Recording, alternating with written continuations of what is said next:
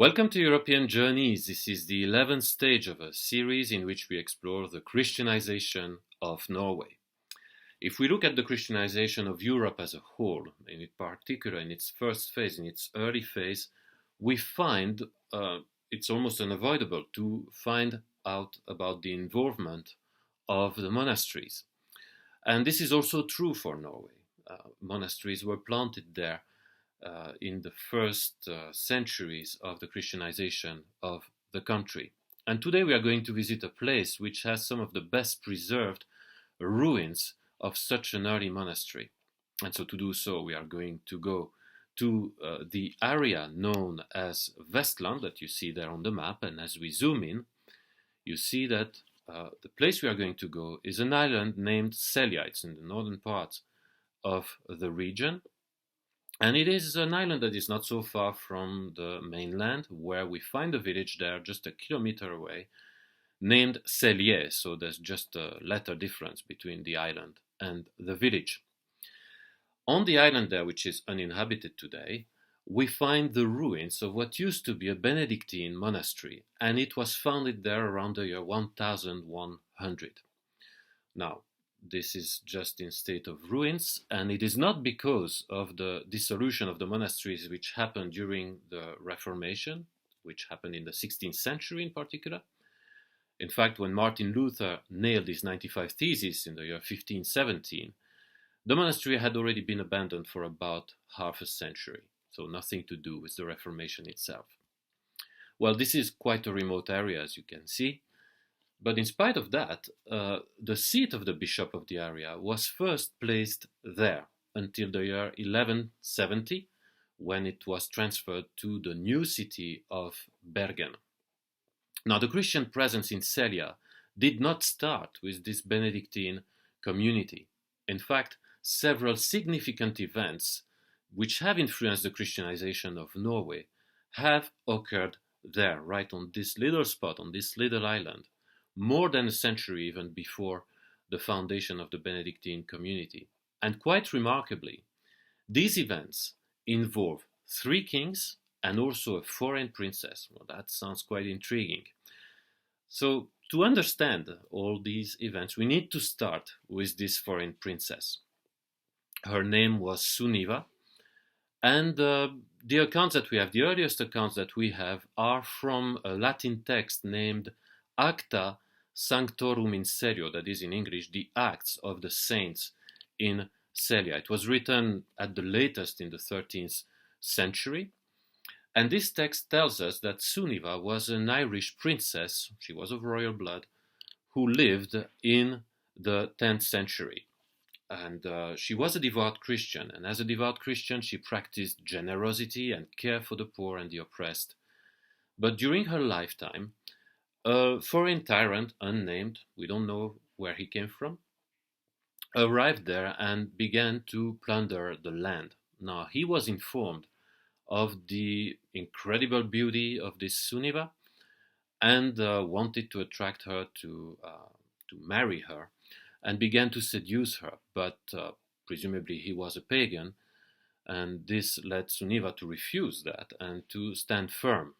Well, her life was in danger now, and so she had to flee from Ireland, and so she is said to have embarked on a ship together with other Christians who fled Ireland there together with her.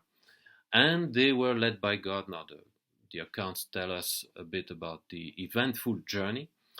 And they were led by God to arrive there at Selja. And there they landed, and they discovered that the land was suitable for living. There was enough for them to eat or to drink. And so they could settle there and form their community. So, at the time they arrived, however, Norway was ruled by the last pagan king of the country. His name was Håkon Jarl, and I refer you to some of our previous episodes where we talk about him. And so these were not favorable times for Christians, let alone for foreign Christians, for foreigners. And they knew that that it was not a safe place to be, and so they settled there in the cave, according to the accounts, the caves that are there in Selja. At some point, a rumor began to spread about these Christians, because even if the island was not inhabited, there was cattle there that was grazing, and at some point they began to be suspected of stealing some of the animals. The rumor swelled so much that it reached the ears of the king. Now, the king was a staunch anti-Christian. He wanted to spread paganism all across the country, and so hearing about that and about this Christian community, he was committed to go there and wipe them away, kill them there on the island. The Christians heard about the coming of this army and went to hide in one of the caves of the island. And it is said that they prayed, that Sunniva prayed, and all together they prayed, asking God to not allow them to reach them, even at the cost of their own lives. And so it happened that the cave collapsed, that the Lord allowed the cave to collapse over them. That's how their lives tragically ended, according to the accounts. Now, I need to do a small digression here.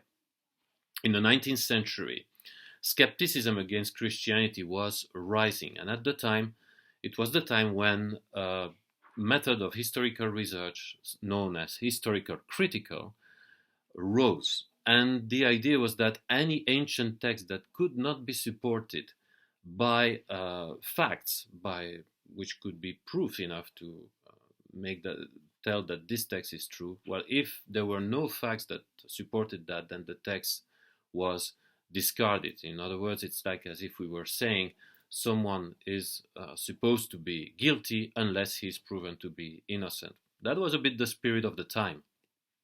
And as we can imagine, the story of Sunniva didn't escape such a judgment, and even it was compounded by the fact that there was an earlier story of a princess named Ursula about the same sort of story, which existed already, and some people had come to believe that this was just a copy-paste of that ancient story.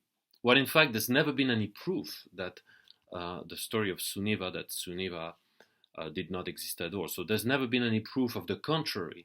So instead of quoting someone guilty unless he is proven to be innocent, we'd rather do the other way around and tell that someone is innocent unless he's proven to be guilty. So far, at this stage, since there are no proofs against these early accounts, we can just take them as they are. There might be mistakes, but we just simply cannot know if this is the case or not. So let's get back to this community. Their tragic end seemed to be the end of the Christian presence there on the island. But even if men can kill the body, they cannot kill the Spirit of God. And God had other plans for the island. A few decades later, still according to these early accounts, a group of sailing merchants was divinely directed to the island, and there they found the skull of one of the members of that community. Now, at the time, the king was not anymore Håkon Jarl, but it was the King Olav I, who was a Christian. And so they took the skull and brought it to the king's palace in Nidaros, which is today Trondheim. And they presented the skull to the king. The king obviously was quite interested by that, being a Christian, a Roman Catholic Christian, for whom relics are very important. And so he decided to go there, to the island of Selja, together with the Bishop of Nidaros and other people. And there they arrived on the island. They prayed and asked God to find the remains of the bodies, if such things were the case, such things were there. And they finally found the bodies, and presumably they found also the body of that Sunniva.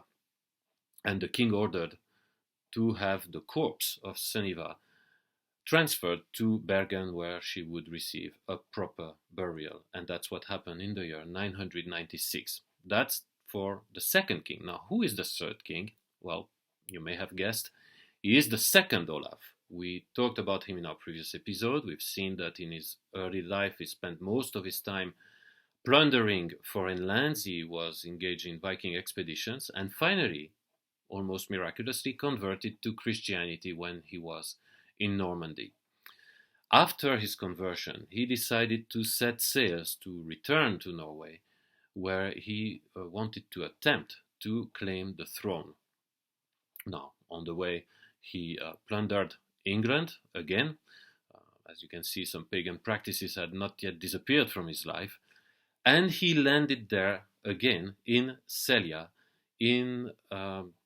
after crossing of the North Sea, which was said to be rather troublesome.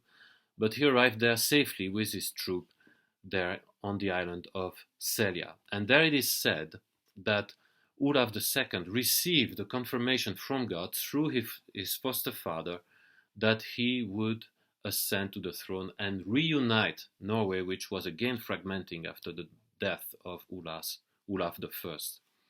And so they didn't stay long there on the island, but that's where he is said to have received the confirmation from God that he would become king of Norway.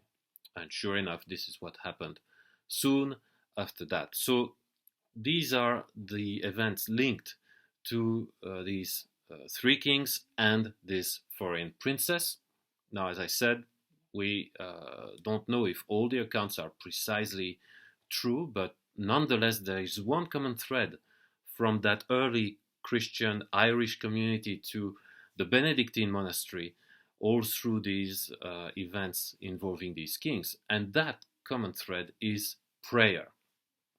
And sadly, history books don't tell us much about the impact of the prayers of the believers in the advance, in the Christianization of Europe. And yet the Bible is very clear. The kingdom of God will advance through the prayers of the believers. In fact, Jesus Christ himself taught his disciples to pray, "Your kingdom come, your will be done on earth as it is in heaven." Well, I'm Cedric Placentino. See you next time for another stage of European Journeys.